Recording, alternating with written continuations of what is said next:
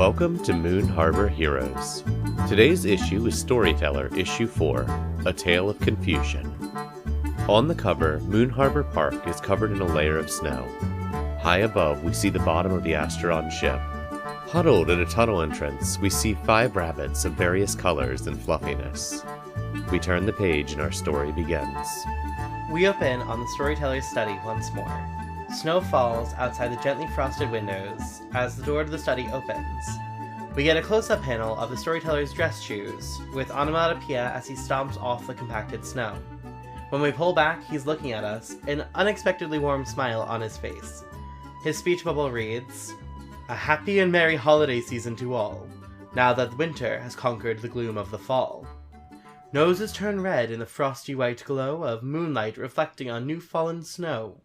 And under that snow, a warren arises, to a clatter of noise and a swarm of surprises. The tunnels are blocked by a metal obtrusion. In this 4th holiday issue, A Tale of Confusion. The storyteller tosses his coat, still covered in flakes of snow, onto a nearby chair. As it lands, a comic falls from his pocket, landing facing the viewers, its cover matching our own.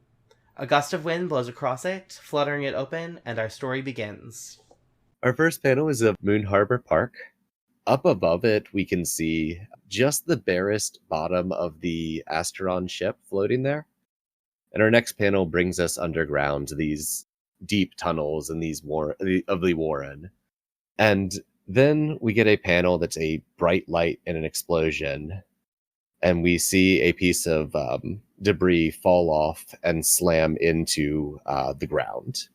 Who sleeps closest to the food of all of you? I feel like that would be Dongbun, because Dongbun is quite choppy. So I think I like the food. Okay, so Dunbun, you were awoken by a massive crash and shaking of the ground around you. What do you do? I'm going to grab my beach ball and just crawl into a corner and be afraid. All right, we cut from there to who would be second closest. I think probably Pink Eye.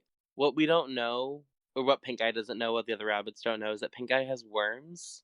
Because, there's a parasite living inside of her. So she's got to eat a lot because there's a parasite living inside her. So let's say you were out for a midnight snack when you hear this crash and feel this shaking. What do you do? I want to pop my head. And this happened like outside the Warren, right? Like it's on the grass.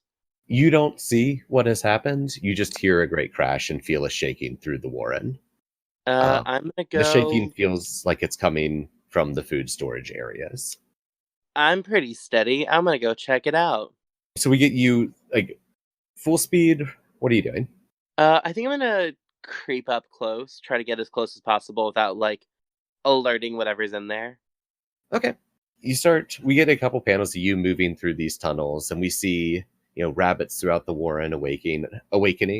I think we, as you're moving along, see all the other rabbits who are members of our cast here today waking up.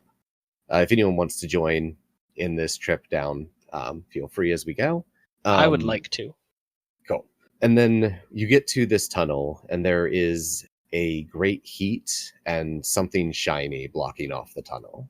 It doesn't seem to be moving, and the ground is no longer shaking. It was just a big impact shake. But the tunnels down to the food area seem completely cut off by something. I want to have a vision about this. What does that look like? So I'm white with pink splotches, and my eyes are like pretty beady, normal, like black color. So I close my eyes and open them up, and they're glowing that same pink that Fays do. I think we see like almost like cave art style, like sketches for my vision, for my dark visions. Everyone has to give me a word, and I have to incorporate that into the vision somehow. And then you can ask me additional questions, and then you incorporate the vision into the action. I think in these cave-style drawings, we see like a creature that looks like a really large raccoon, like 6-7 times the size of a rabbit. And it comes barreling into one of the like bigger tunnels of the Warren. And it looks really terrified. It looks scared. and then it gets lost down the tunnels and is like knocking into things. Its eyes are wild and crazy. It runs past Snuffleupagus' room and then into the food storage area where it like devours everything quickly, including the cookie that one of us had been saving. That I think specifically, what is Al's bunny's name? Cutter. Cutter. That Cutter had been saving. Fantastic. Okay. Ask any questions you want about it. No, I don't actually have any questions. So Cool. our panel shows like you center panel, and behind you, who of the players are there? I came with. I appeared out of nowhere. I think The, maybe I'm Snuffleupagus' roommate, so I'm not. Oh, okay. That's what I'm thinking. I don't think I'm there yet, because I think that Rocket is like, she's up right now, but she's just somewhere just like reading newspaper clippings. Cool. And Dunbun? I think as they got to the, it's a blocked off tunnel, right? Mm-hmm. So as they got to the blocked off tunnel, that's kind of where Dungbun was. It's not a tunnel that's often used. It's like slightly out of the way, and Dungbun was sitting there in the dark. And then as the others pass him by, he's following them from like a distance. Behind the group of you, we see like the rest of, or a lot of other rabbits starting to pick their heads out. And we hear like a lot of worry and murmuring and such not coming through. And we're going to jump over to Rocket, where you and your roommate have been woken up. Yeah, I think maybe Rocket was like, I think she might have already kind of been a little bit awake, but she wasn't. She was in like a restful state. She was maybe, like I said, like looking at like ripped up pieces of newspaper that might have fallen, because it's like kind of a mess down there. Mm-hmm. In the Warren, and so there's probably a lot of like human paraphernalia that is like unused, and she's maybe like playing with some of it or something like that. I like that. And maybe when the whole crash happens, what I'm picturing in this space, and I'm not sure if this is correct, if I'm picturing this right, is like little side areas, like almost like cubicles where the bunnies sleep, and then like a big hallway in the middle. Yeah, that's kind of what I'm picturing, like rooms dug off central tunnels. Yeah, so when that happens, maybe Snuffleupagus is a heavy sleeper. I like that. And I'll kind of like try to wake up Snuffleupagus. Like, did you hear that? They snort awake and just, what, and just kind of roll over and attempt to go back to sleep. If you keep at them, you can get them up, but We're not that kind of roommate. We like coexist. cool. So I'm gonna just kind of peer out of the room into the hall. And I think to your immediate left, we see the other side of the tunnel that everyone was standing on by that metal piece, and we see that it's very shiny, a lot of heat coming off it, just dividing the tunnel. And then past that, the tunnel also curves off down towards the food stores. Okay. Can I see the rest of the crew? No, they're on the other side of that. Are there other bunnies like peeking out? I think on this side it's just you and Snuffleupagus. Okay. I'm gonna go up to the heat, but not too close, because I don't want to get burned. And maybe kind of say, "Chat, hello? Does anybody else see this thing?" As you're getting closer, the heat starts getting warmer and warmer. I want you to resist panic if you want to push close enough to talk through it. Roll 2d6s. Yeah, 2d6 plus your steady. 7? So on a 7 to 9, you manage to keep it together, but take +1 panic. Okay. So we get the panels of you kind of like drawing back a bit from the heat, then pushing forward. And then I think the panel cuts to the other side, and we see your voice bubble coming through. What do you yell through it? Because I'm feeling a little bit worried now and a little insecure. Does anybody else see this hot thing? Hello? The crew on the other side can hear this. I responded. I'm like, yeah, it's hot. I think there's a raccoon in there. Don't get too close. Okay. And I think with that, we get some like onomatopoeia of crunching, munching sounds echoing from the food stores. Cutter could probably find another path to the food. Or like around the boulder. The boulder. I will say, like, in the normally used part of the Warren, this is the only path, but perhaps through the abandoned tunnels. Cutter, being very space conscious, is going to start going through tunnels and seeing if he recognizes anything or can like feel heat through the ground to try and find a path around the boulder to get to Snuffleupagus and I'm sorry, what was Rocket and the food, and then beat up the raccoon. Okay, so you're heading up in the tunnels. Are you saying anything to the group? Follow me. I think I can get us to the food. I think I can get us around the boulder. I'm gonna look at you and be like, but there's something big in there and it's gonna kill you. I'm gonna like rabbit gesture at my ears and be like, I've been in a fight. I think I'll be fine. I'm gonna follow him. What is everyone else here doing?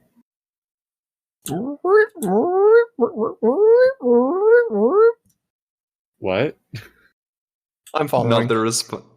I was not sure how to interpret that. So everybody's following Cutter? It sounds like it.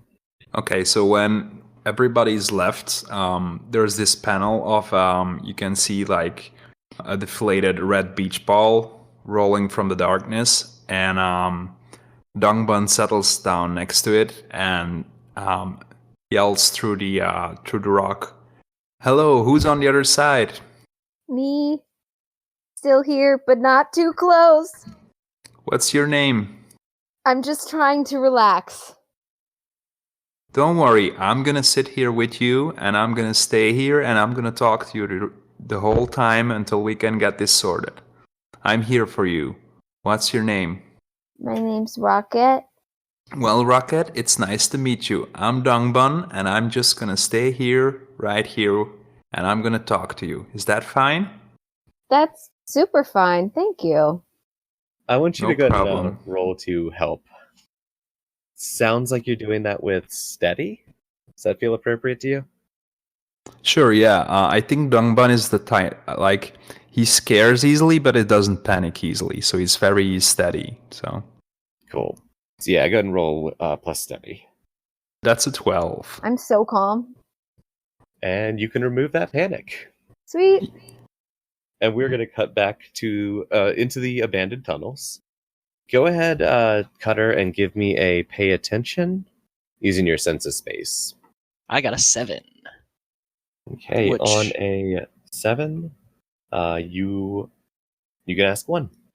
How could I get to the food storage? And then where can I find Snuffleupagus and Rocket? You know where they are in relation to the food storage. And I think we get a couple panels of you turning down some of these old tunnels and sniffing, checking out the land, and then you kind of skid to a stop at a tunnel. And you know that this tunnel leads very close to to the sewers, and the rats sometimes use parts of it. But you remember that you found a way through here to get to the food stores. It's kind of a circuitous route, but it does. I'll kill lead there. those rats. I'll kill those rats. Me and those rats. Ooh. That's me punching my hand like as a bunny, like just paw into paw. I'm curious when you're going to notice you don't have an attack move. I'm gonna do it anyway. I'm gonna turn to the group and say, "Be very quiet. We are hiding from rats." They're not rats, they're raccoons. No, but there's rats in the sewers. But okay. Anyone else hungry? I'm hungry. I think we've got more to focus on than food right now. So we heading down those Yes. paths. Yes. I think our next panel is a part where the tunnel breaks out into a bit of the sewers. And we have you all right at the edge, like seeing these sewers below, and we can see these 4 just really big, kind of wretched looking rats just walking around in the area down below. And they seem to be like going through various bits of trash looking for crumbs. I want to try to sneak past them. Okay. Let's get some more framing here. This I think comes out near the base of the walkway. There's a lot of trash throughout, and the rats are between you and the entrance to the next tunnel. How are you sneaking? I think there's a pipe running along the ceiling, and I'm going to try to hop and like slip along that without being noticed. Okay. Yeah, go ahead and roll plus shrewd. That is an 8. Okay. On a 7 or 9, I pick 1. I think I'm going to be silent. Okay. So we get the panels of you starting to sneak along. And I think there comes a point where the rest of your group behind notices they are going to see you if their attention is not grabbed, if they're not distracted. But I'm going to give anyone an opportunity to jump in and do something here. Well, I've been busy sniffing the water because I don't think I've ever been here, and looking at all the refuse in here, and I'm wondering, why is that? Using Hutchwise? Yep. Pull that up. Okay. Go ahead and roll to pay attention. It sounds like you're doing it with smell. So roll plus shrewd. I do not get to ask that question.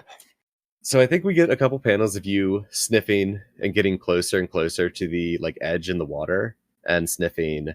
And then we get a panel of you slipping and then a big splash. The good news is it does draw all the rats' attention immediately. We get the panels of Pink Eye getting to the mouth of the other tunnel, that all 4 of the rats are running to the edge of the water. Cutter, what are you doing? Oh, I do get to ask a question? On a 6-, hold 1, but you open yourself to danger. Oh, okay. So I can ask, why do the humans do that?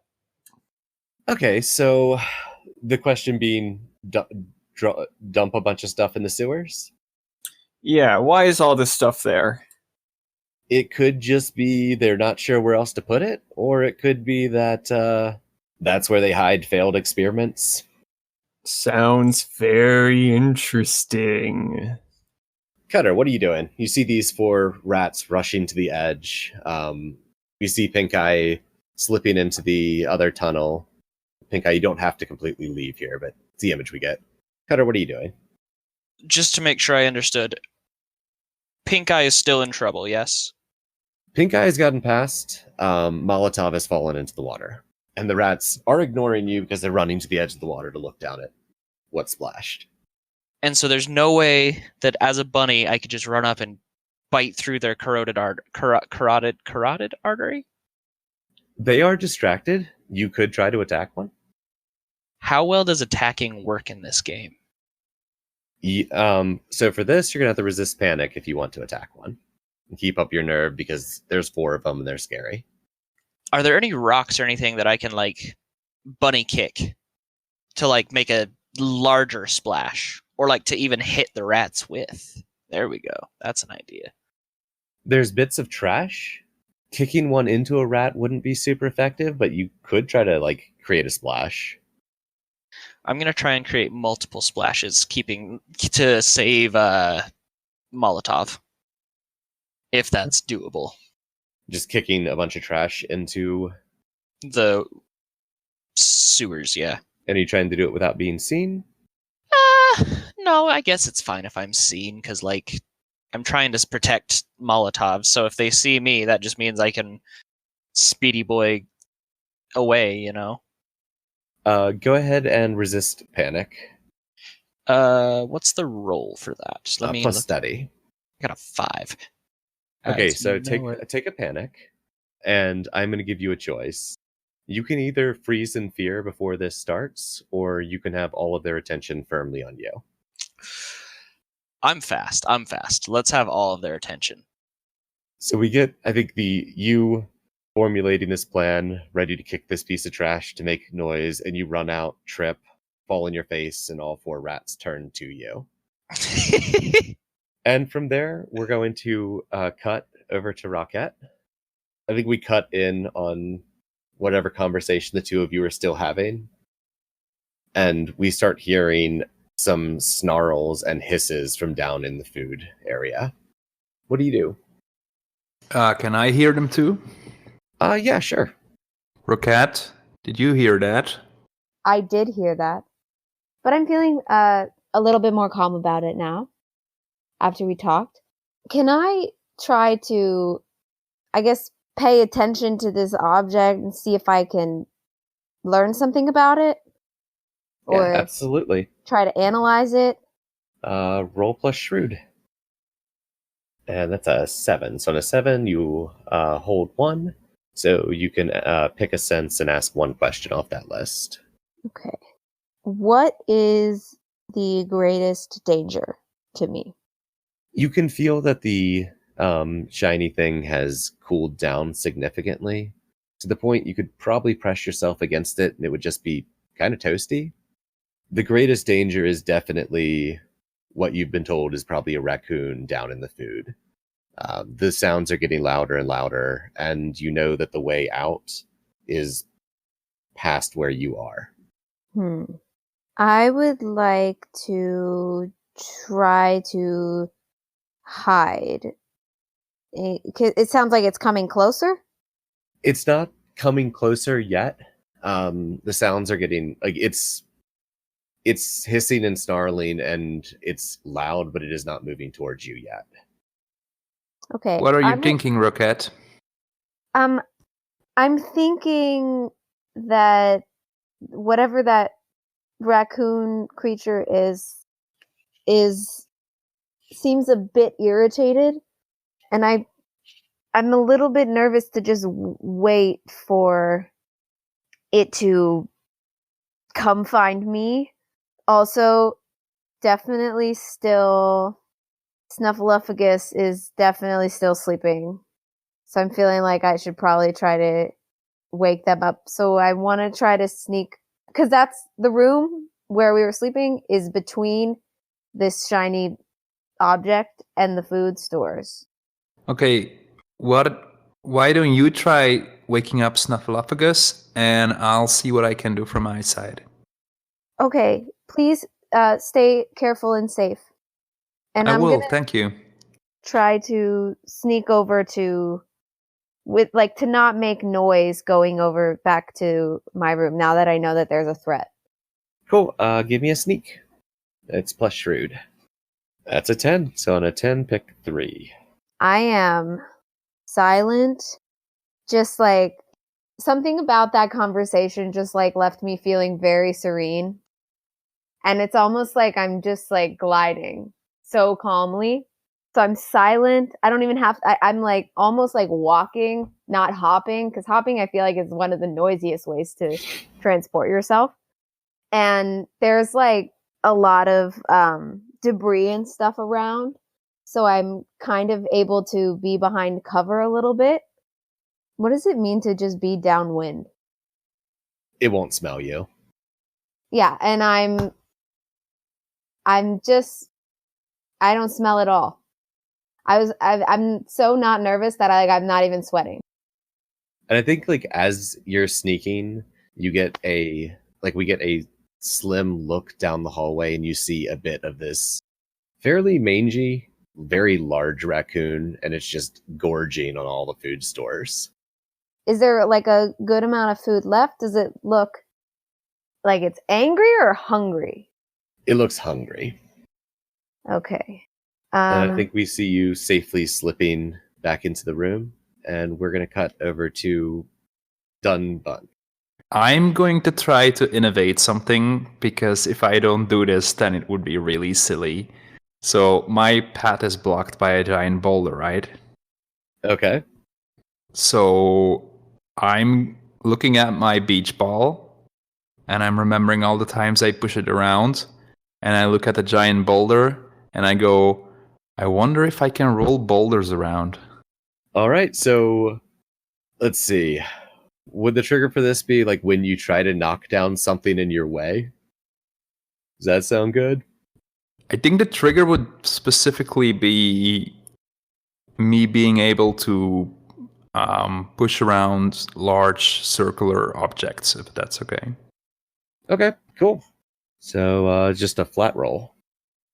Ooh, 7. Okay, 7 plus work so with the GM. I think the basic way to roll this is just going to be on a hit, you do it. On a 7 to 9, you overexert yourself in some way, and you're going to take a panic. Does that work for you? Yeah, that sounds fine. I'll write that up.